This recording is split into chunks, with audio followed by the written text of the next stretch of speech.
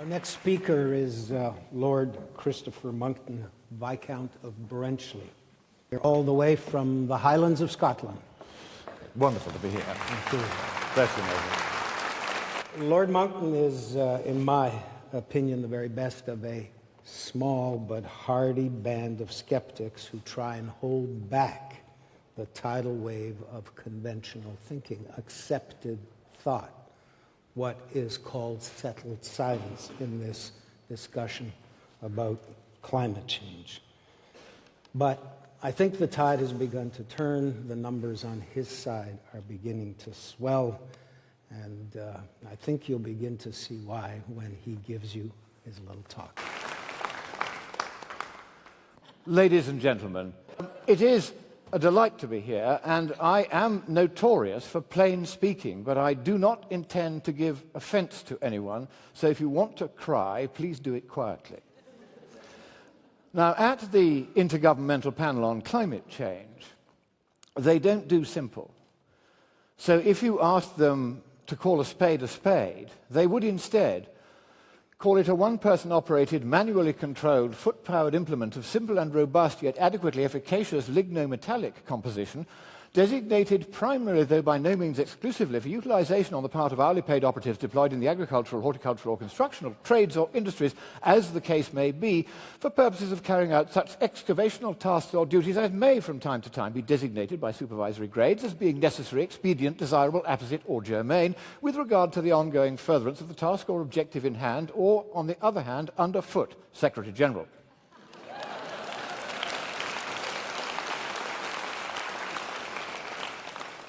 Now, part of the problem with the climate debate is that so much gasboard language like that has been used, and there's been too little plain scientific and economic thinking.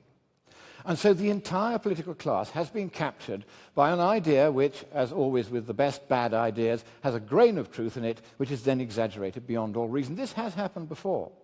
One thinks of the Dreyfus case, for instance, when we go back to France.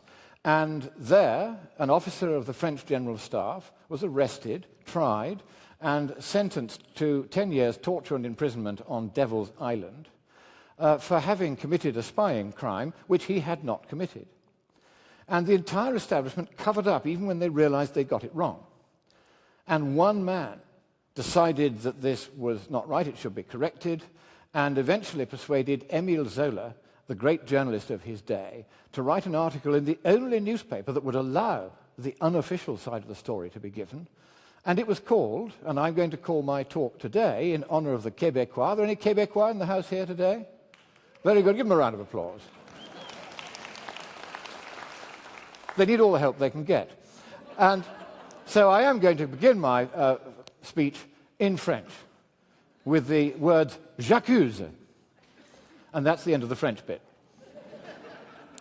Now, I'm going to do what Zola did. I'm going to read to you a letter to your Prime Minister, just as he wrote to his President. Letter to the Honourable Stephen Harper, Prime Minister of Canada.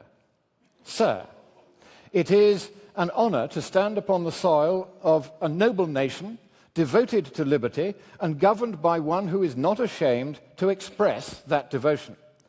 In this great city, not 4 weeks ago, you said of the generations to come, they must be forever reminded, forever, that the freedom and peace they stand to inherit was earned through struggle and sacrifice, and must always be cherished as a precious and unique thing.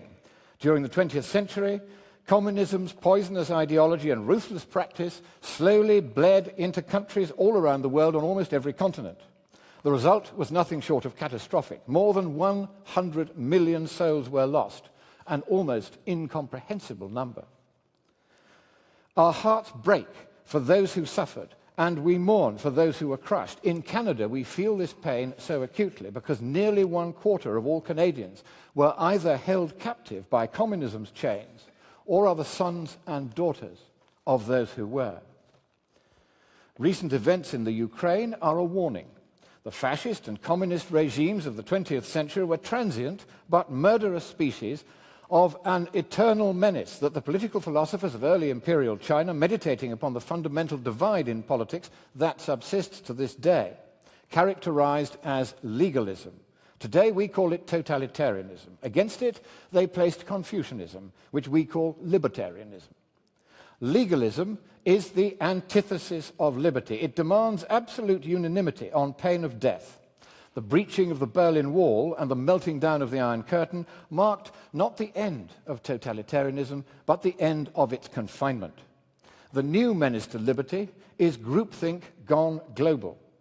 The globalization of groupthink is guilefully disguised under the green fig leaf of pietistic environmentalism. From behind that fig leaf emerges today's tumescent totem of totalitarian tyranny, climate change.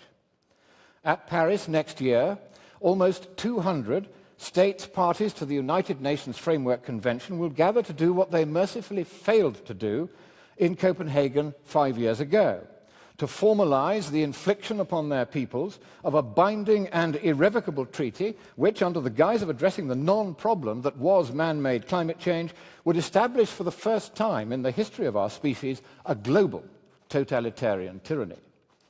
Even if our influence on the climate were every bit as great as the agents of this constitutional monstrosity know well by now that it is not, the cost of the measures that they have already enacted and now propose to enact for its abatement would be flagrantly disproportionate to any environmental or economic benefit.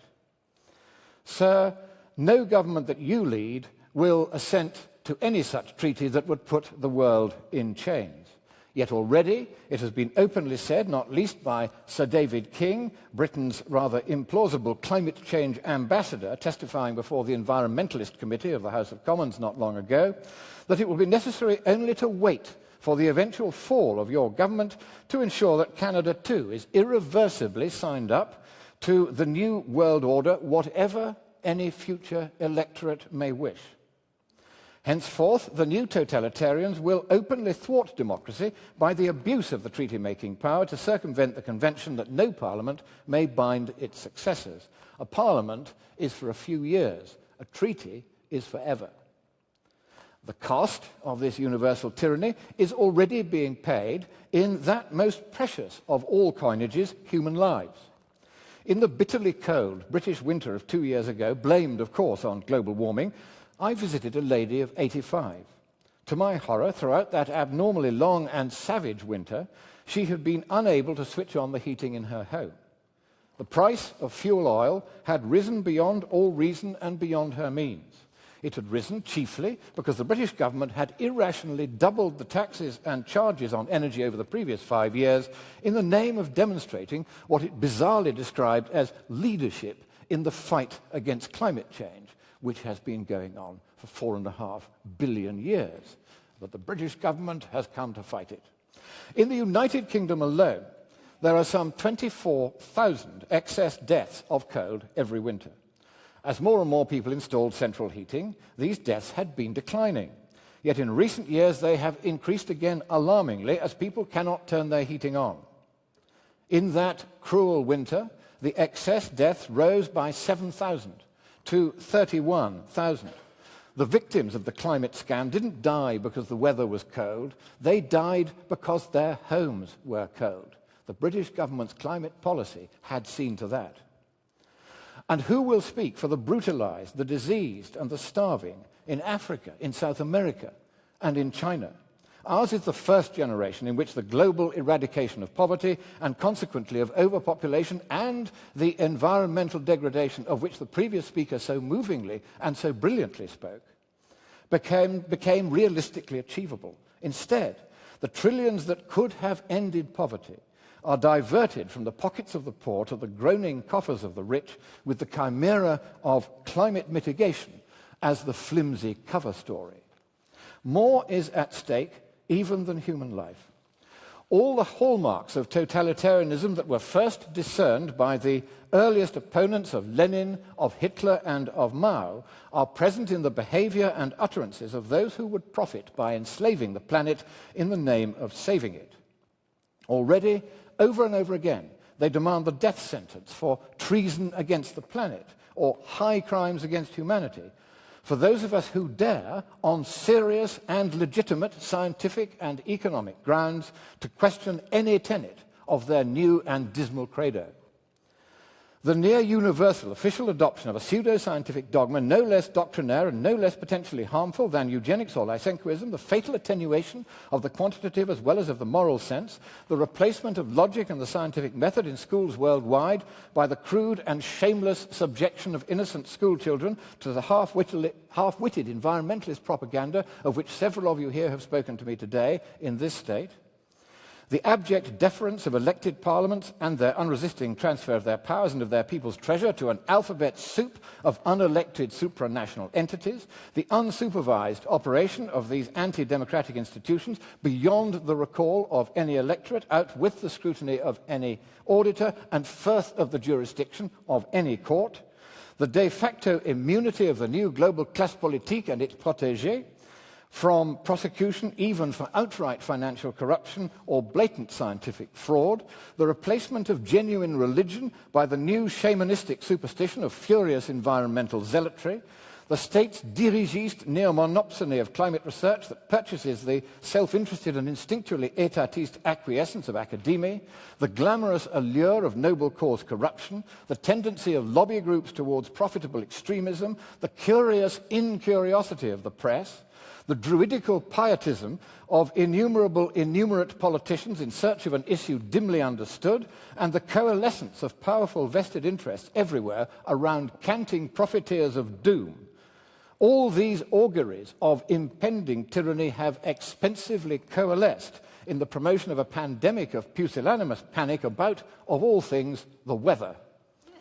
And that, ladies and gentlemen, is the longest sentence you've ever heard. I accuse the Prince of Wales, Ban Ki-moon, Barack Hussein Obama, Al Gore and Rajendra Pachauri of preaching self-denial while flagrantly flaunting their failure to practice personally the restraint they so readily and so profitably enjoin upon others. I accuse the European Union, the United Nations, and such-like self-serving entities of profitably exploiting the plight of the poor while shamefully ignoring it.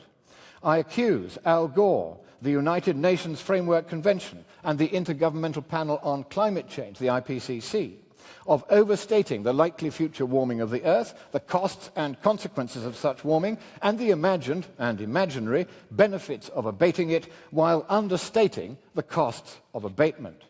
I accuse the IPCC of having falsely claimed in its 1990 first assessment report that it had substantial confidence in its then prediction of near-term global warming, which has proven since then to be double the observed warming rate.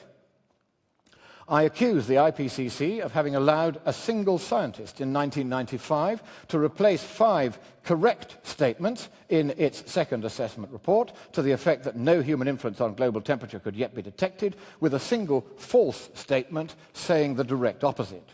The climate consensus, then, is a consensus of just one man. I accuse the IPCC of having falsely attempted to abolish or minimize the medieval warm period, seen clearly here in an earlier record by it and also in a sea level record, in its 2001 assessment report, in defiance of overwhelming evidence in the learned journals that that period was real, was near global, and was almost everywhere warmer than the present. I accuse the IPCC of having, without scientific justification, permitted the inclusion in its 2007 fourth assessment report of a statement that all Himalayan glaciers would vanish by 2035, and I accuse Dr. Pachauri, its climate science chairman, of having for many months dismissed as anti-scientific all attempts to correct this error. I accuse Dr. Pachauri and the IPCC of refusing to correct on request an influential error in the fourth assessment report by which they falsely stated that the rate of global warming was itself accelerating and that we were to blame. I accuse the IPCC of having falsely claimed with 95% confidence in its 2013 fifth assessment report that recent global warming was mostly man-made, and I accuse the universities of Queensland and of Reading of falsely claiming that research by their personnel had found 97.1% of 11,944 scientific papers explicitly stating that recent warming was mostly man-made, when the researchers themselves, in their own data file, had marked only 64 papers, or 0.5% of the entire sample, as endorsing the supposed consensus thus described. I accuse Britain's oldest taxpayer-funded lobby group, the Royal Society, emulated by its profiteering clones worldwide, of abandoning the scientific objectivity enjoined upon it at the time of its foundation, of suppressing scientific evidence and opinion unhelpful to its bottom line, of claiming as certain the inherently uncertain in the climate, and of bullying without mercy any scientist who dares to disagree with it. I accuse the editors of Science, Nature, and such like once learned journals of having suppressed scientific papers with which they disagreed, and I accuse the president of the American Physical Society of willful prejudice in having dismissed the two blameless editors of Physics and Society for having dared to publish a paper by me questioning correctly, as events have shown, the rate at which the world was predicted to warm. I accuse the vast majority of the global academic and scientific elite of sheep-like silence in the face of the bastardization of science and the repudiation of reason and the scientific method for profit by a greedy but powerful few. I accuse Greenpeace and such like lobby groups of exploiting the environment as a mere cover for their totalitarian political ambitions and of relentlessly brainwashing their hapless and untutored supporters with scientific misrepresentations. I accuse the world's news media of failing to report almost any scientific evidence or fact, however relevant, casting doubt upon the party line on climate. In particular, that the satellites show no global warming at all for 17 years, 9 months. There is the actual record from the scientists. There is the trend line calculated on it. It is horizontal. No warming has happened for 17 years, 9 months. I bet you haven't been told that before. That sea level may not be rising at all. Green on this graph is the actual measured sea level. Red is what was published. Do you notice the difference between the two? That global sea ice extent, here is the official record, has changed little in the past 35 years. That hurricane intensity, frequency, and duration are just about at their least in half a century.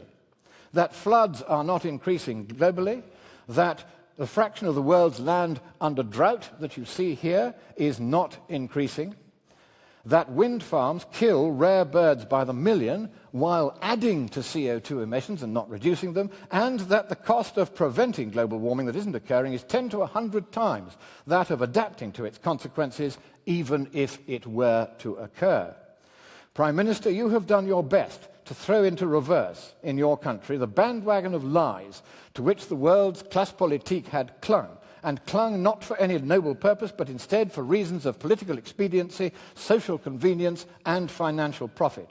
Your nation has wisely and rightly resiled from the costly but useless Kyoto Protocol, for the one good point of that treaty was that it contained an explicit provision permitting states parties to give 3 months' notice to quit.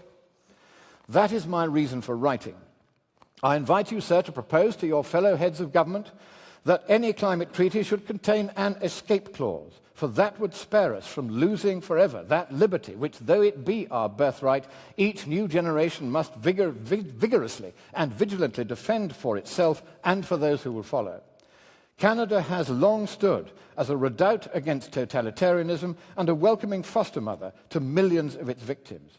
By the one small step that I have proposed, you may yet prevent the nations of the earth from committing themselves purposelessly and permanently, not only to a cruel diversion of their generosity from doing good to doing nothing but harm, but also to an abrogation of their sovereignty and of their people's democratic freedom of decision on a vain pretext, which after a few more years have passed, will be seen by all to have been a mere will-o'-the-wisp that vanished away in the kindly light of reason, of evidence, and of events. God bless you, sir, and God bless Canada.